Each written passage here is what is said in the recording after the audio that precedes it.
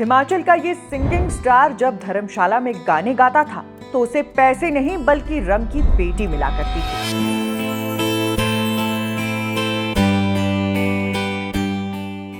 धर्मशाला में ही रहकर इन्होंने ज्वाइन किया था अपना पहला म्यूजिकल बैंड और जब इन्होंने खुद का बैंड बनाया तो दुनिया दीवानी हो गई।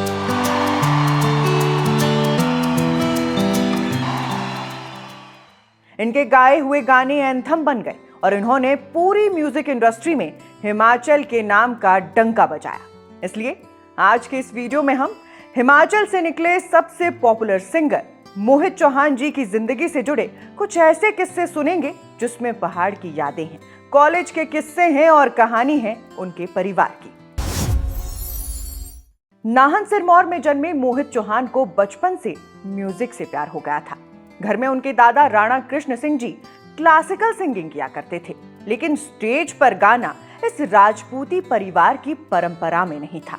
इस बात को याद करते हुए मोहित चौहान अपने एक हालिया पॉडकास्ट में बताते हैं कि उनके दादाजी पुराने जमाने के सख्त अनुशासन में यकीन रखने वाले इंसान थे।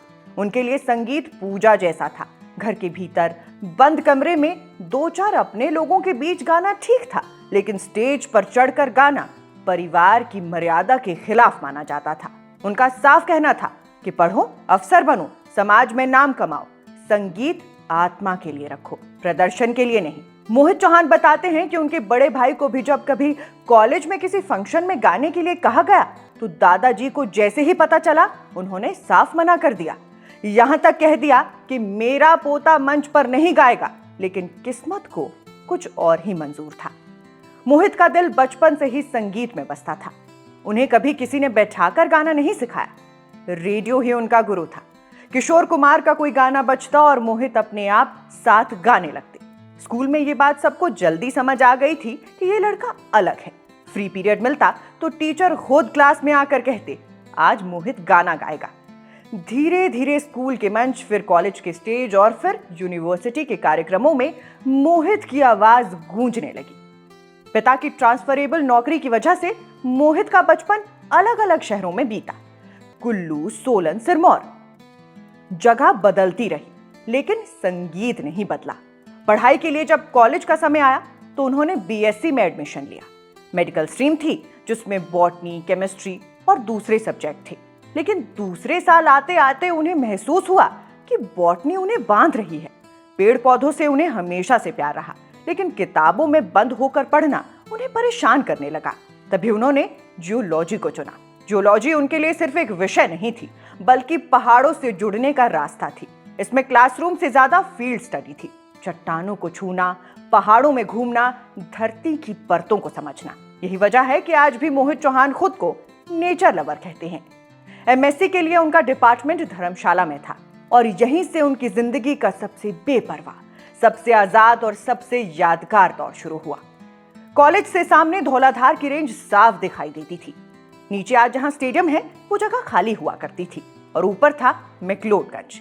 हॉस्टल की जिंदगी, दोस्तों के साथ बिना प्लान के निकल पड़ना, पहाड़ चढ़ जाना, कई कई दिन नीचे वापस नहीं आना, पिट्ठू में बस मैगी, ब्रेड और थोड़ा बहुत सामान।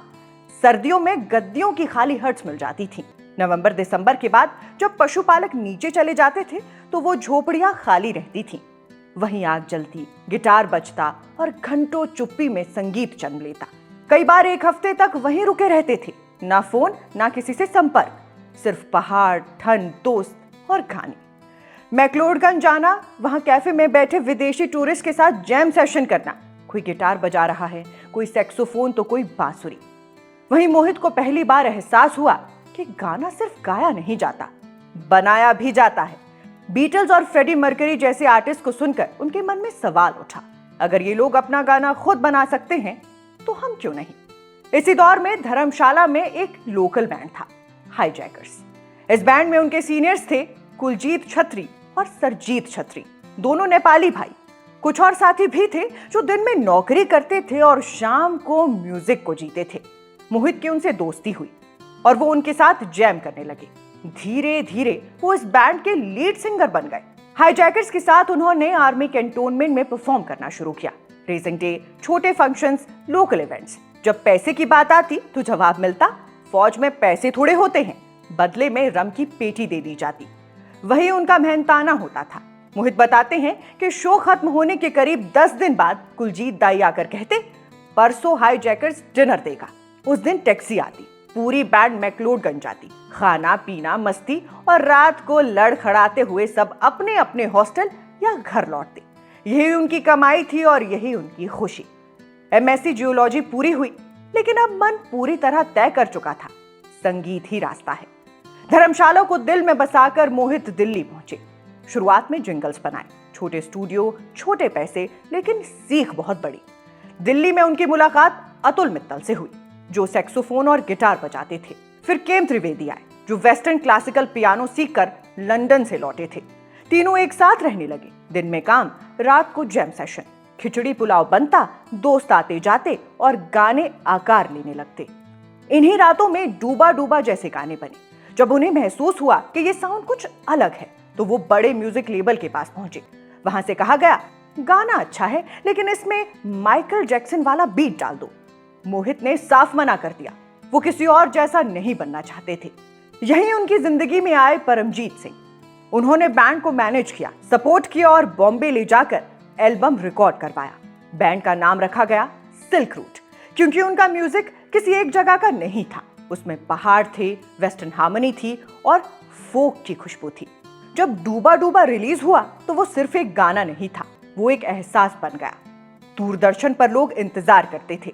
पानी में तैरती Ambassador car, under water shots, नीला पानी और पीली कार, सब कुछ नया था। सोशल मीडिया के बिना, प्रमोशन के बिना वो गाना एंथम बन गया। इसके बाद मोहित चौहान का सफर फिल्मों तक पहुंचा। रंग दे बसंती, जब वी मेट, दिल्ली 6 और फिर रॉकस्टार में उन्होंने 13 गाने गाए।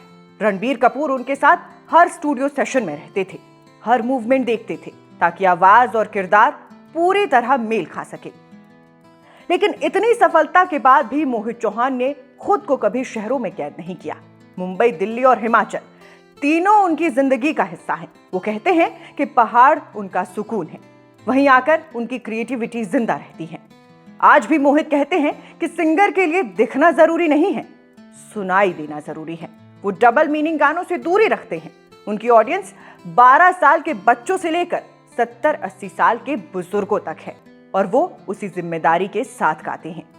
मोहित चौहान की कहानी सिर्फ एक सिंगर बनने की कहानी नहीं है, ये कहानी है पहाड़ों से निकली उस आवाज की, जिसने अपनी शर्तों पर संगीत किया, अपने सुकून को चुना और आज भी उसी मिट्टी से जुड़ी हुई है।